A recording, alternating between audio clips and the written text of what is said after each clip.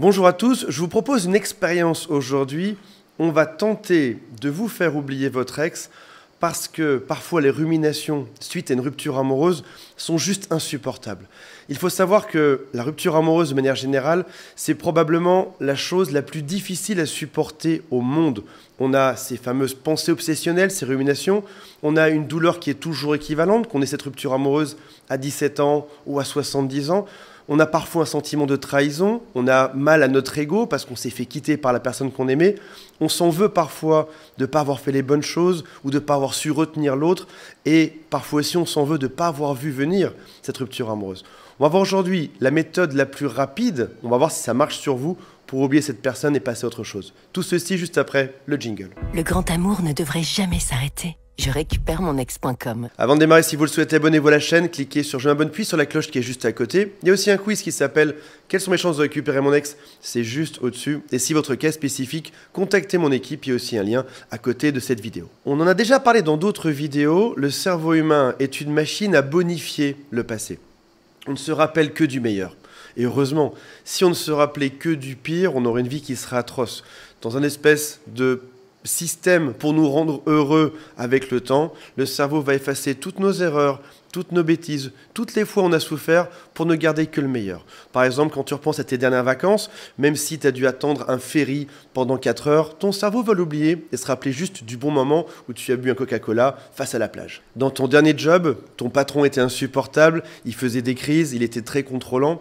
Tu vas l'oublier, tu vas te rappeler juste d'une chose, c'est que à la pause café, il y avait un collègue qui te faisait rire à chaque fois.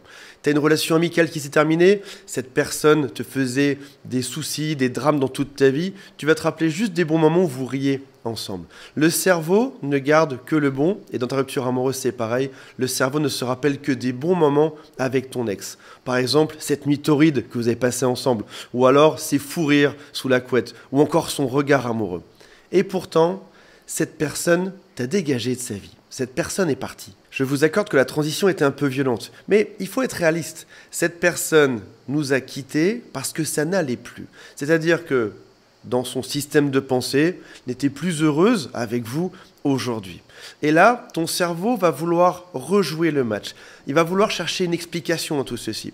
Parfois, il n'y a juste pas d'explication. L'autre se sentait juste pas bien dans cette relation. Mais on veut trouver du sens, on veut expliquer ce qui s'est passé parce qu'on sait que dès qu'on aura trouvé la réponse, on sera plus heureux par la suite. Et là, on devient des détectives privés. On va regarder sur son compte Instagram, sur Facebook, sur TikTok. On va voir sur tous les réseaux sociaux ce qui se passe pour essayer de donner un sens à quelque chose qui n'a parfois juste aucun sens. L'autre se sentait pas bien, l'autre n'était pas amoureux, l'autre voulait partir. Et lorsqu'on rejoue ce match, c'est un peu comme revivre un peu cette relation amoureuse ou revivre une dispute. Finalement, il y a un côté Madeleine de Proust. On revit cet événement un petit peu, on ressent un peu de la douleur de cet amour et ça vient nous nourrir. Je vous expliquerai dans une autre vidéo qu'est-ce qui se passe au niveau chimique dans notre cerveau qui fait que même quand on rejoue la situation dans notre tête de manière imaginaire, on ressent un peu cette torture ou cette difficulté ou cette peine et les hormones vont faire qu'on se sent un petit peu mieux par la suite. Parfois, on se dit même quelque chose qui est assez étonnant. Mettez-moi en commentaire si vous avez déjà pensé ça. Parfois, on commence à oublier un petit peu notre ex et on est triste de ne plus être triste. Parce qu'on se dit, je ne pourrais pas me raccrocher à tous ces moments que j'oublie doucement. Parce que finalement, y repenser, trouver une explication, ça permet de prolonger l'expérience de ce couple-là.